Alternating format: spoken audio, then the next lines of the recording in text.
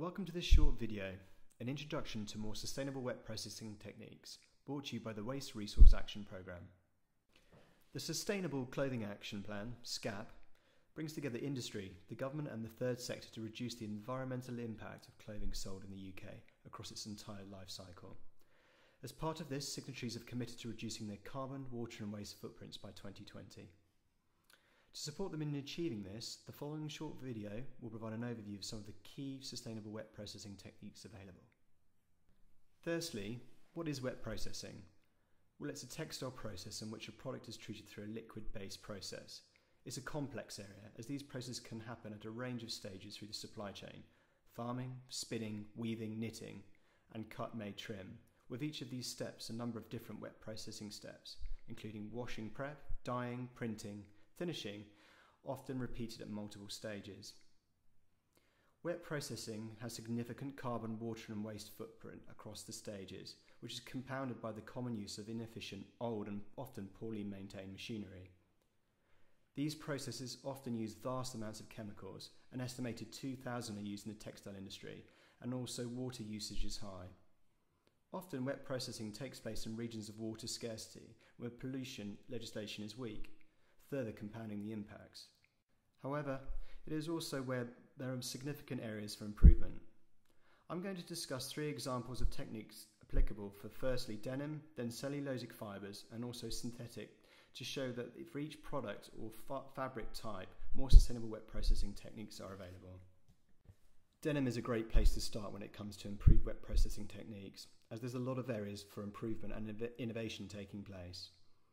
The denim dyeing process is hugely inefficient, as indigo dyeing requires the product to be repeatedly dipped in dye baths, and finishing can take up to 20 steps to the required look.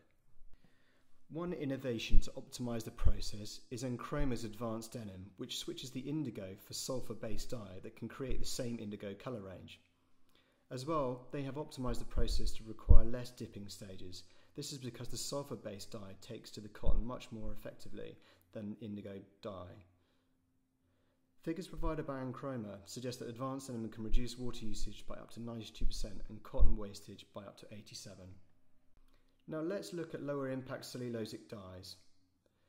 Traditional cellulosic dyeing is very inefficient. A lot of dye doesn't get fixed to the garment, therefore it requires repeated wash-off stages using vast amounts of energy and water. It also uses a lot of salt. Now you might think that salt is not a dangerous chemical, but if you dump a container of salt into a freshwater lake, for example, it can completely destroy the ecosystem. So you begin to understand why salt usage is of concern. With these lower impact cellulosic dyes, like for example Avitira by chemical firm Huntsman, they fix much better to the garment, reducing the number of washing stages, which means you use less chemicals, water and reduces the carbon footprint. Using the high fixation dyes, you're also able to reduce your processing time. And it's also worth noting that no machinery investment is needed. It just requires switching the dye stuff.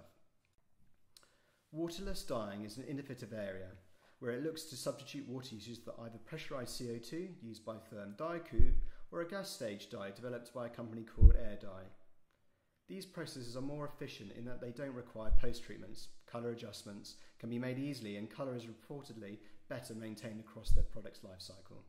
Nevertheless, these are processes that are only currently available for synthetic fibres.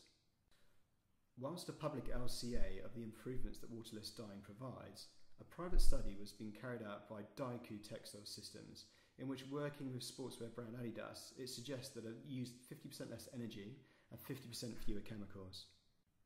It's worth noting this is a very niche process at the moment. However, we are seeing it being taken up by a number of larger sportswear brands. Thank you for listening.